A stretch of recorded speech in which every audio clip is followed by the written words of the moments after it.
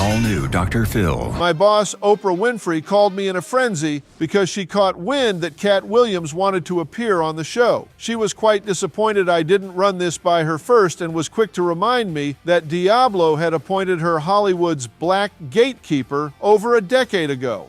Oh, I apologized repeatedly and begged her not to fire me. I promised if she spared my life, in return, I would assess Katt's mental well-being, just in case she wants to MK Ultra him like Kim Kardashian's ex-husband. You are magnificent at intros, and you did not skimp on mine. I appreciate it. Did you see I got you some alcohol? I did. Well, as a comedian, you get free drinks at the club. All comedians either turn out to be connoisseurs like myself or straight up and down alcoholics like 60% of Hollywood. And I needed you to know why I came. I appreciate you being here. Please tell everyone why you wanted to talk to me. I don't go everywhere. I'm not interested in talking to people unless it's like a Larry King or somebody of an amazing ilk that I would actually want to go talk to in real life. It's because you've made a safe place for the truth to be told. Well, that's a first. My previous guest would disagree, but thank you. I came in this business saying I was going to expose. When I talked about Michael Jackson, when hilarious. I talked about R. Kelly, they canceled me for these things because why would you talk about another black dude? Well, yeah, why would you? They're black. That's just blatant racism, if you ask me. Race is not where the line is drawn. It's God's side and the other side. And we don't care nothing about the other side. Period. All of these big dick deviants is all catching hell in 2024. It's up for all of them. It don't matter if you Diddy or whoever you is. T.G. Jakes, any of them. Jermaine Dupri is disgusting. I heard he boinked those crisscross kids. All lies will be exposed. That's all. And anyone who takes that the wrong way, know why they take it the wrong way. The truth is the light. Wow, I need a drink for this one. Amen, amen. Gee. Let's do it, rat bastards. Good show, everybody. Here we go. This is a safe place to piss. Rat bastards. All of these lowbrow comedians come here and disrespect you in your face and tell you straight up lies. Say what now? I'm talking about things that have never been heard in all of Black Hollywood. They feel comfortable sitting here and lying to you about it. I knew it. See, Robin, I told you they're lying, rat bastards. What? Winners are not allowed to allow losers to rewrite history. I don't say any of these things if my name is not breached by these people on your platform.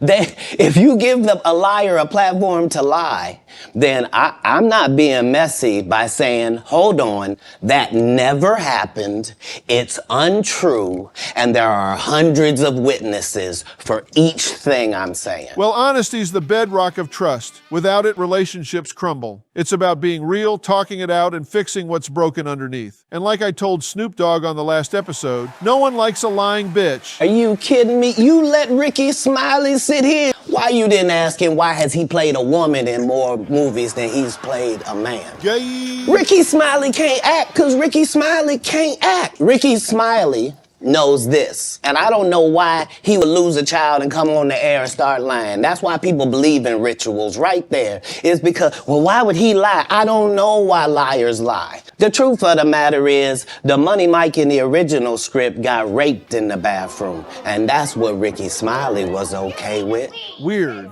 In a comedy, I'm not sure what's gayer, that or the scene where Terry Crews gets horny watching Tupac on TV. Katt Williams had to take the risk in front of the studios and the cast and our powers that be in his very first movie and say respectfully, humbly, guys, the problem with Friday After Next is we're trying to make a classic comedy.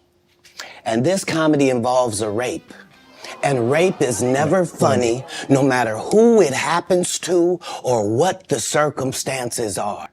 If you would allow me to allow us to do this movie without a black man getting raped in it, I promise you that it will be twice as funny as it would be with him getting raped. No wonder you got canceled. You had the balls to remove a gay R scene from a Hollywood movie? I am truly shocked and amazed Oprah hasn't busted a cap. He was so egregious, I put in my contract that I won't work with Rickey Smiley again unless he's in a dress. Now, what was Rickey Smiley's next movie? Was it First Sunday? Did he wear a dress in it? You bet he did. It's in my contract. Bro, that's gangster. That's where he's a believable actor. But Katt, why would you? You know very well that Rickey Smiley and Tyler Perry were Oprah and Gail's bridesmaids at their wedding. Him and Tyler Perry can't play a man to save their life. They play good women, and I believe that the best actor should be in the best role. Gangster. Because he's a liar. Nobody knows why liars lie. And that's why I had to come on the program. Cedric did the same thing. Cedric told you when you asked him, did you steal Katt Williams' joke? He said, it don't line up. How it don't line up that I did it on TV in 2018? You came to see me at the Comedy Store do it in 2019 and then did it on the Kings of Comedy. Like, what doesn't line up? The same Steve that went to go watch Mark Curry do his whole sitcom and then stole everything Mark Curry had. Now Steve got a sitcom where he the principal and he wear a suit and then he gets this high top fade, making all black men think he got the best lineup in the business. And it's a man unit. Then you ask him, why you not a movie star? I didn't want to be a movie star. This the same Negro that hated on Bernie with this same thing. I didn't want to be a movie star. No, you couldn't be a movie star.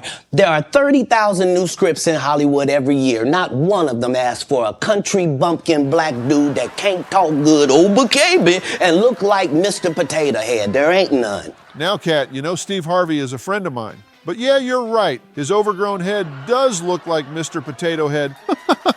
In fact, Robin thinks that he's copying my mustache. What? I don't know where this fathead gets off thinking he can copy my sexy-looking stash.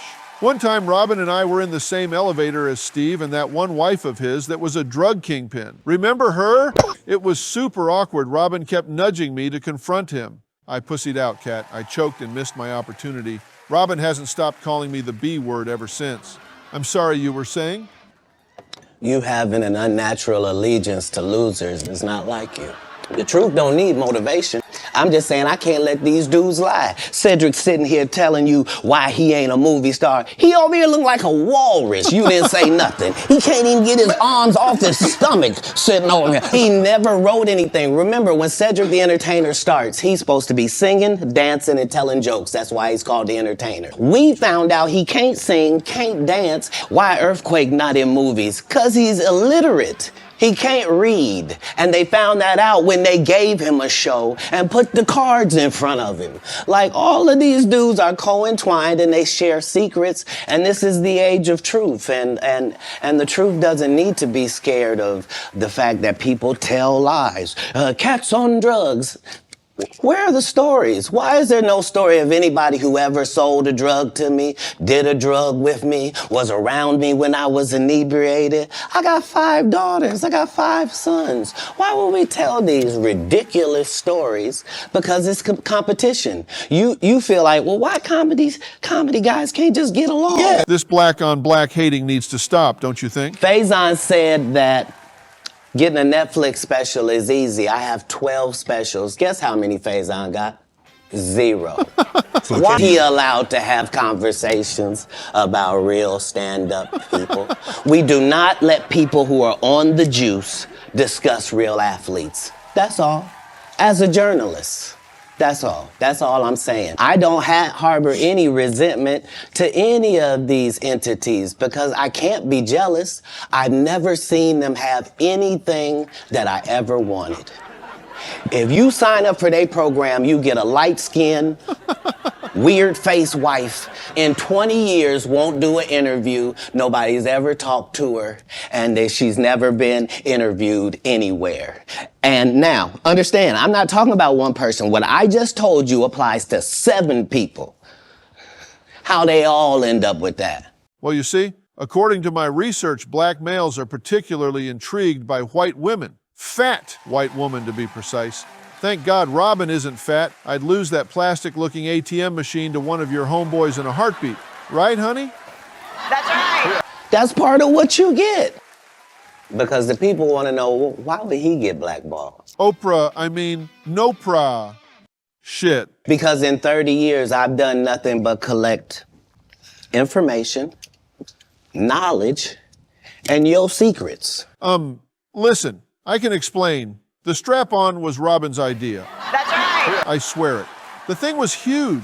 I honestly don't have any regrets, except I wish I didn't go so hard with her. The poor thing is tiny after all. She didn't seem to mind it though. She got a real workout out of it. I suggested putting lube on it. I am a gentleman after all, but she insisted we raw dog it. I don't mind her wanting to express herself and be a freak, but does it have to be at the expense of my ass? I was so sore I couldn't sit for 2 days. The next morning I was corrected by Robin that it was actually me who suggested she give it all she's got.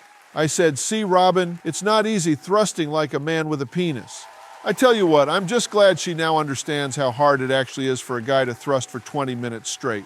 We both learned a valuable lesson that day. So if you and a man was in a corner doing something you wasn't supposed to be, come, tell me. I know so many things I shouldn't know, and they all know it. They all know it. Why? Because you don't make me the villain. Not the guy that raises black children and ain't never done a hard drug in his life and don't have no stories of doing nobody dirty. Are you sure about that? And they'll just go out and they'll lie. They just tell the stories. Thanks to my wife, I'm where I am. You said that about the first wife. You forget that? You told us it was her. Then you went and married somebody else that think like a man. Like, what are you talking about? They think they can rewrite history. Okay, I'm high. I think this is a good time to take a commercial break. I'm burning out. Before we started recording, I was in Katt's dressing room hitting a blunt. So what we'll do is take a quick commercial break so Katt and I can roll another one real quick. Be right back. Don't go anywhere. Just gonna re-up quick time. Bro, that was some good shit. And later, in 15 years in Hollywood, no one in Hollywood has a memory of going to a sold-out Kevin Hart show. Ooh-wee. It's Oprah again. Now that was a good video. And where do you think you're going? This was just part 1. If you thought part 1 was good, part 2 is even better. Okay, you know what? Do it now. As the Dark Lord of the Underground is my witness. I will own you if you don't watch part 2. You see what I did there? Own. I'm so clever.